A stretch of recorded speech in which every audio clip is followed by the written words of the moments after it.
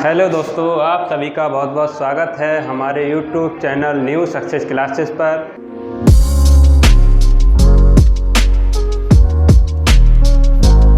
अप्राकृतिक साधन कौन कौन से थे? घनत्व, दबाव और तापमान।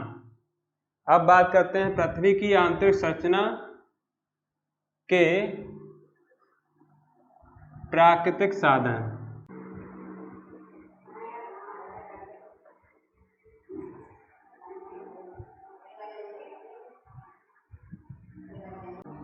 प्राकृतिक साधन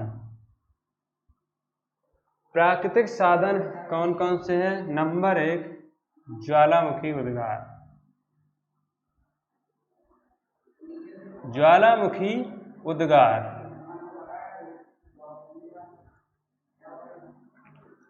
ज्वालामुखी उद्गार से हमें पृथ्वी की आंतरिक संरचना के बारे में जानकारी कैसे मिलती है? देखिए, पृथ्वी के अंदर 40 से 50 किलोमीटर की गहराई पर मैग्मा तरल पदार्थ यानी कि धूल, मिट्टी, कंकड़, पत्थर, जलवाष्प, गैसें, ये सब बहुत अधिक मात्रा में तरल पदार्थ होता है। जब 40-50 किलोमीटर की ऊंचाई से मैग्मा जब पृथ्वी पर ऊपर निकलता है, तो जब मैग्मा ऊपर निकलकर द्रव अवस्था में फैल जाता है, फैलकर जब ठंडा हो जाता है तो वो लावा बन जाता है। जैसे कि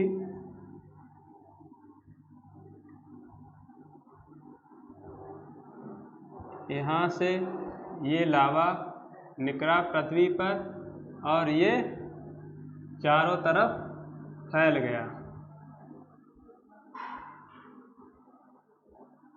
ठीक, पृथ्वी के अंदर 40 से 50 किलोमीटर की गहराई,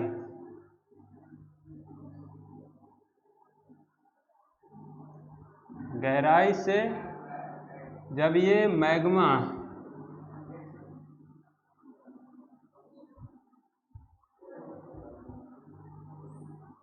तरल मैग्मा बाहर निकलता है, तो इससे पता चलता है, ज्वालामुखी उद्गार से पता चलता है कि पृथ्वी की आंतरिक संरचना तरल अवस्था में है, लेकिन इसकी कोई सटीक जानकारी नहीं मिलती है। पृथ्वी के अंदर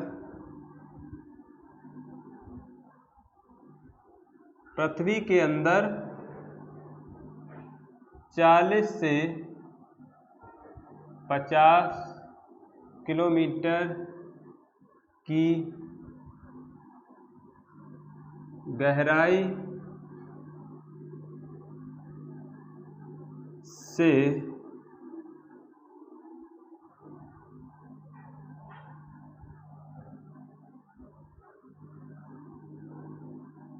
तरल पदार्थ मैग्मा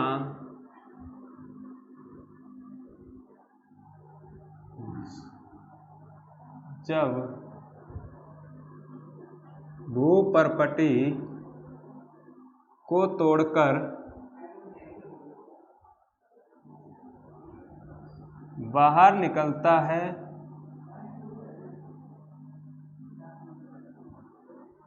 जिससे पता चलता है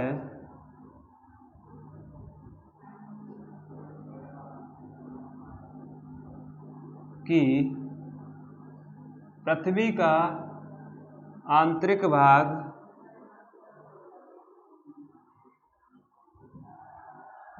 भाग तरल अवस्था में है।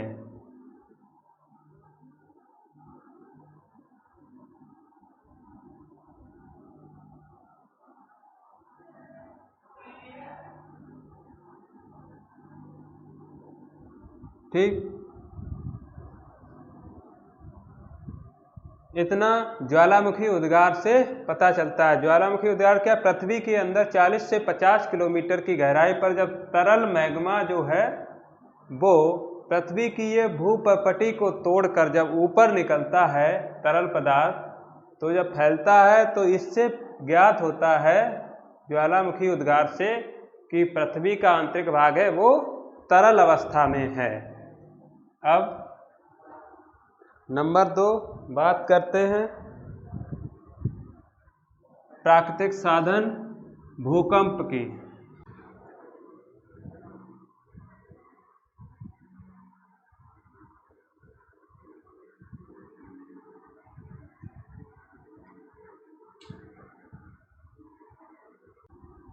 नंबर 2 प्राकृतिक साधन भूकंप।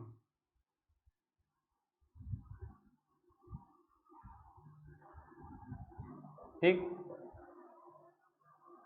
भूकंपीय जो तरंगें होती हैं उनसे हमें बिल्कुल सटीक जानकारी मिलती है पृथ्वी की आंतरिक संरचना की।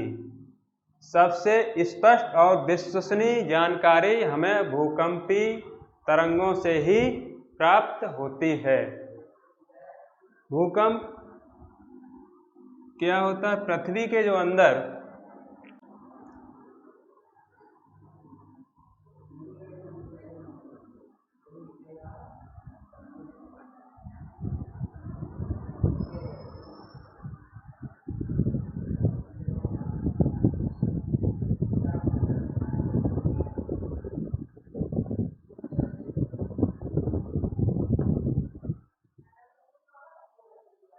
क्या होता है? पृथ्वी के अंदर जहाँ पर भूकंप की उत्पत्ति होती है उसे क्या कहते हैं? भूकंप मूल या भूकंप केंद्र। भूकंप मूल या केंद्र। ठीक, और भूकंप से जब इस प्रकार से तरंगें निकलती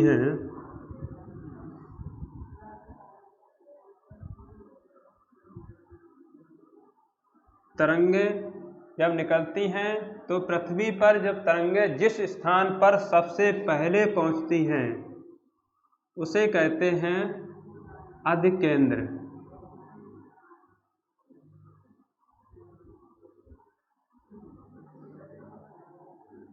उसे अधिकेंद्र बोलते हैं।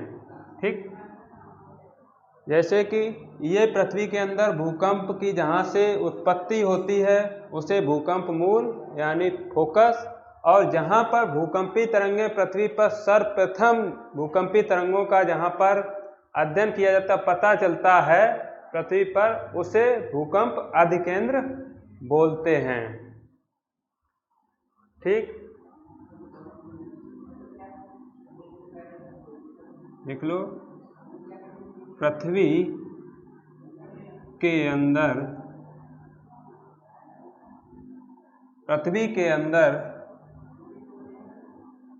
जहाँ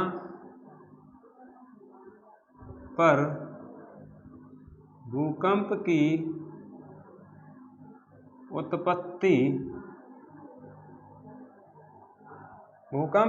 उत्पत्ति होती है उसे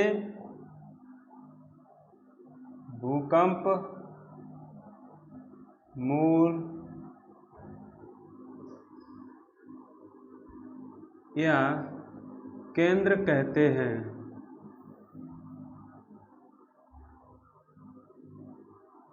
ठीक,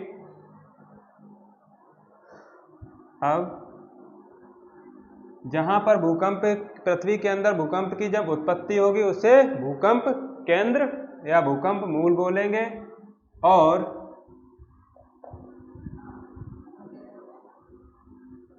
पृथ्वी के ऊपर जहाँ सबसे पहले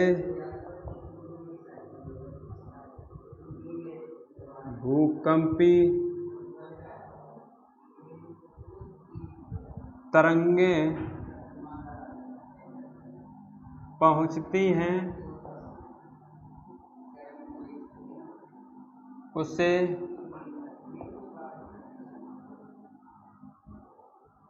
भूकंप अधिकेंद्र कहते हैं। अधिकेंद्र कहते हैं एवं भूकंपीय तरंगों का अध्ययन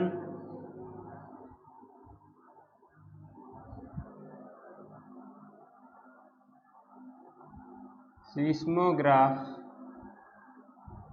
से किया जाता है।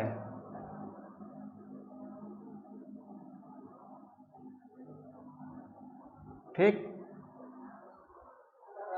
पृथ्वी के अंदर जहां भूकंप की उत्पत्ति होगी उसे भूकंप केंद्र या भूकंप मूल कहते हैं, और पृथ्वी पर जहां पृथ्वी के ऊपर भूकंपी तरंगें सबसे पहले पहुंचेगी वहां उसे भूकंप अधिकेंद्र कहते हैं। भूकंपी तरंगों का अध्ययन सीस्मोग्राफ से किया जाता है। अब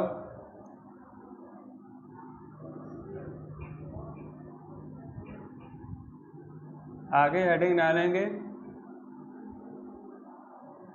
भूकंपी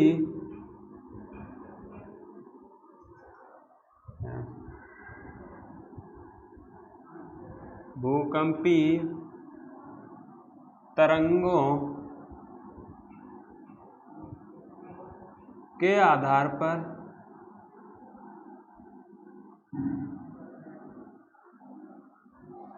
भूकंपी तरंगों के आधार पर पृथ्वी की आंतरिक संरचना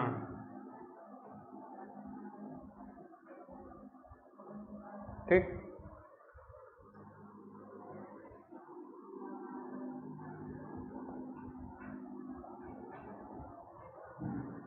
भूकंपी तरंगों के आधार पर पृथ्वी की आंतरिक संरचना। भूकंप से 3 प्रकार की तरंगें निकलती हैं। Number 1 primary waves, number 2 secondary waves और नंबर 3 एल वेव्स, धरातली तरंगें जिसे बोलते हैं। ठीक।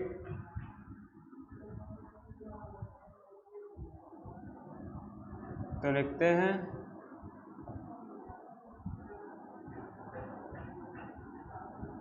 भूकंपी तरंगें 3 प्रकार की होती हैं।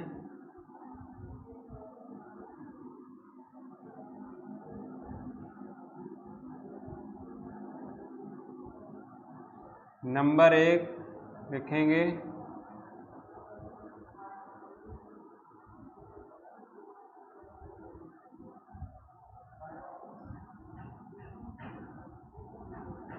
प्राथमिक तरंगें। ठीक। प्राथमिक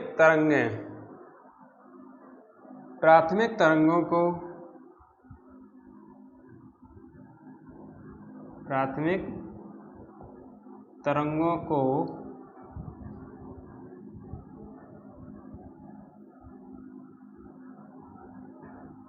अनुदैर्ध्य तरंग भी कहते हैं।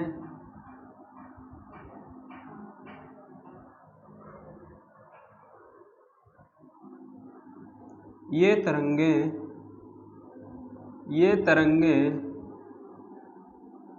सर्वाधिक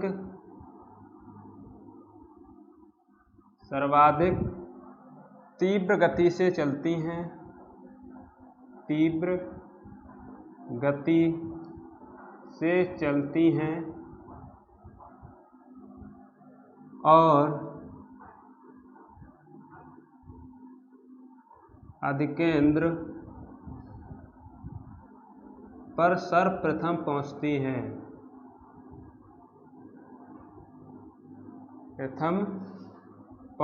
हैं।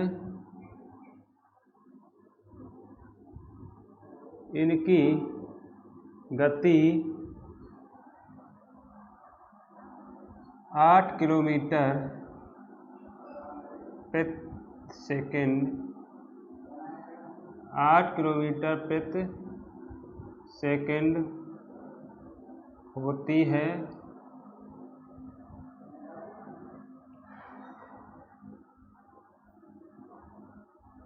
ये तरंगें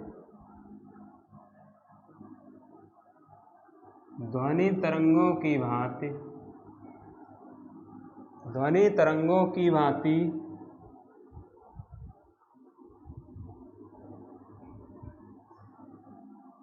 एक सीध में चलती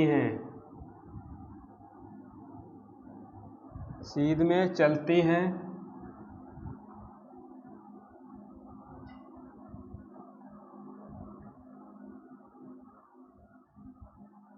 जिस कारण इनको ध्वनि तरंगें भी कहते हैं।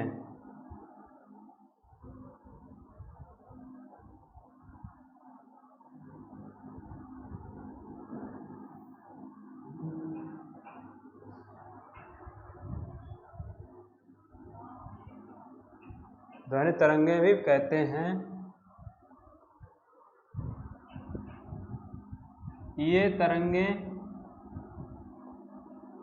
ठोस, द्रव व गैस तीनों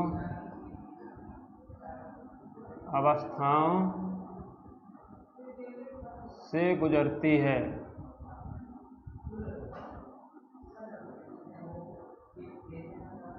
ठीक। क्या होती हैं? प्राथमिक तरंगों को अनुदैर्ध्य तरंगें भी कहते हैं।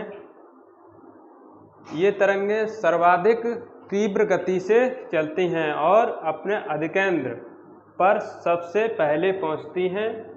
इनकी जो गति है वो 8 किलोमीटर प्रति सेकंड होती है। ये तरंगें ध्वनि तरंगों की भांति एक सीध में चलती हैं, जिस कारण इनको ध्वनि तरंगें भी कहते हैं।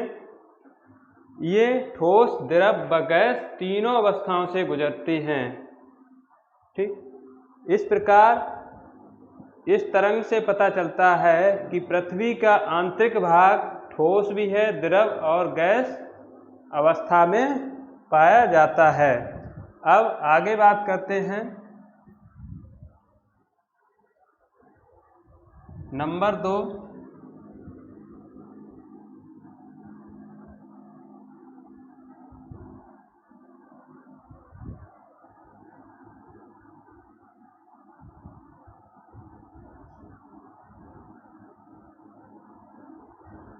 द्वितीयक तरंगें।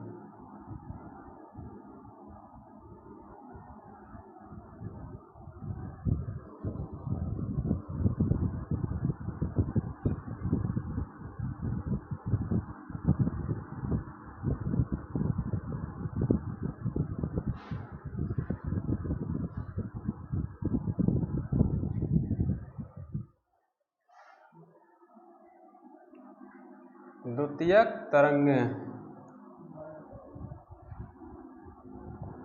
इन तरंगों को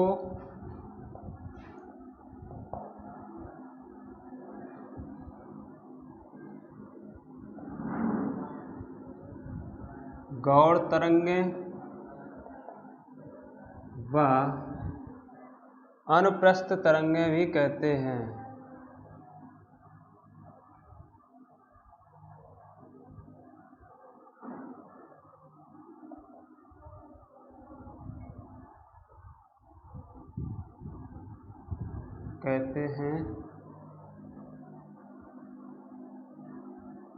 ये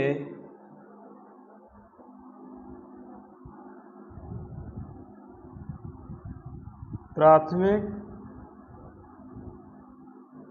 तरंगों से धीरे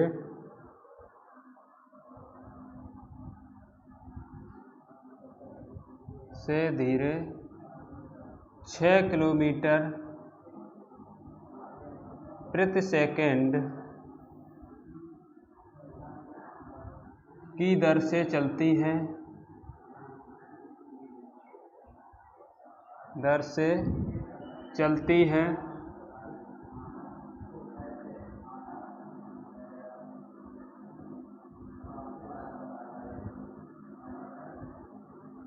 चलती हैं और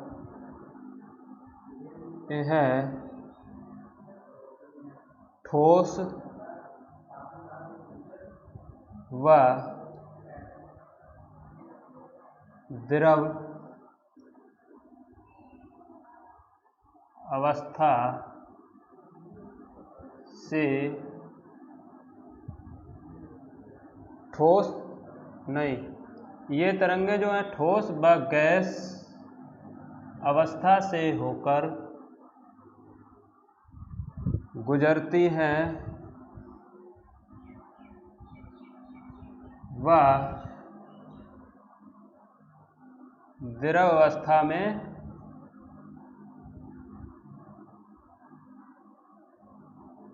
लुप्त हो जाती हैं।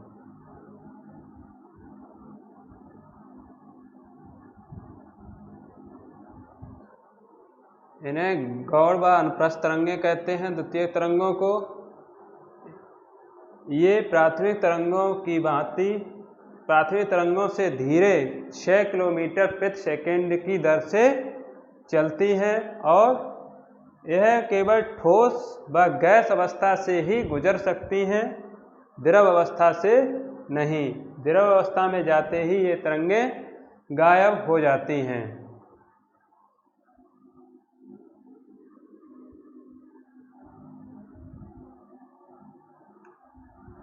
नंबर 3, धरातली तरंगें।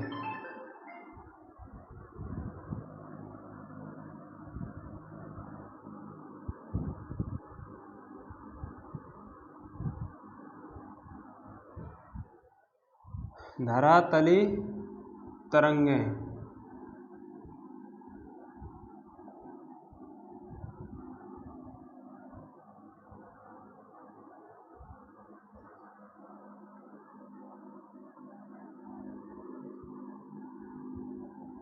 इन तरंगों की खोज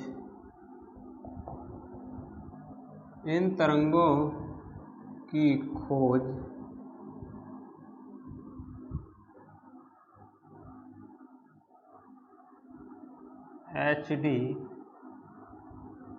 लव ने की थी।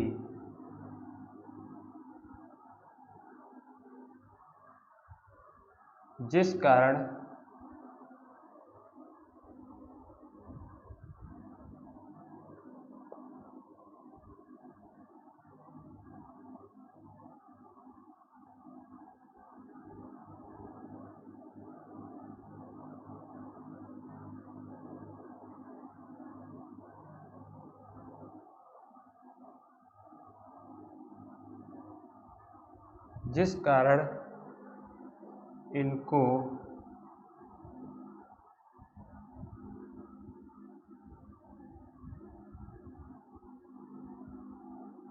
लव वेव्स भी कहते हैं।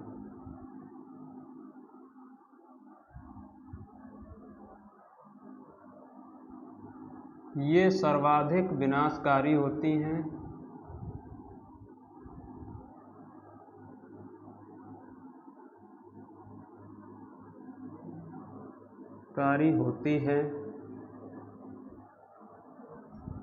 ये सर्वाधिक विनाशकारी होती है। इनकी गति बहुत धीमी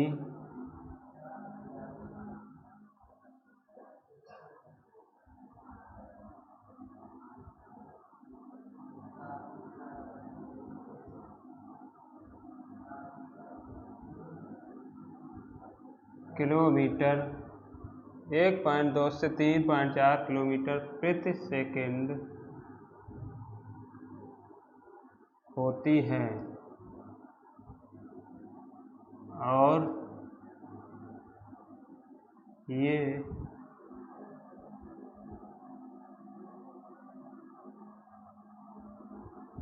ठोस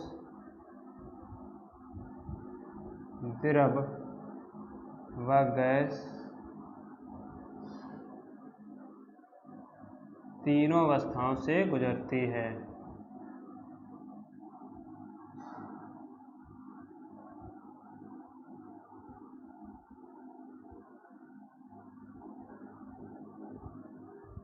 ठीक। इन तरंगों की खोज HD लव ने की थी, जिस कारण को लव वेव्स भी कहते हैं। ये सर्वाधिक विनाशकारी होती हैं। इनकी गति बहुत धीमी होती है, 1.2 से 3.4 किलोमीटर सेकेंड, और ये ठोस द्रव गैस तीनों अवस्थाओं से गुजरती है।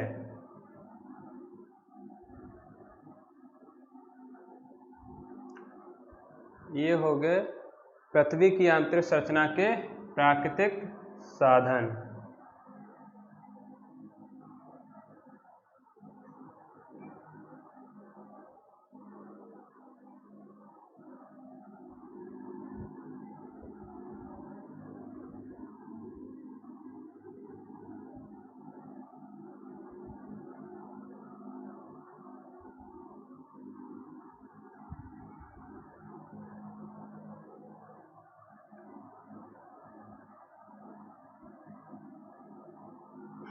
अब आगे कल बात करेंगे पृथ्वी की आंतरिक संरचना के विभिन्न विद्वानों द्वारा दिए गए अपने अपने मत के बारे में।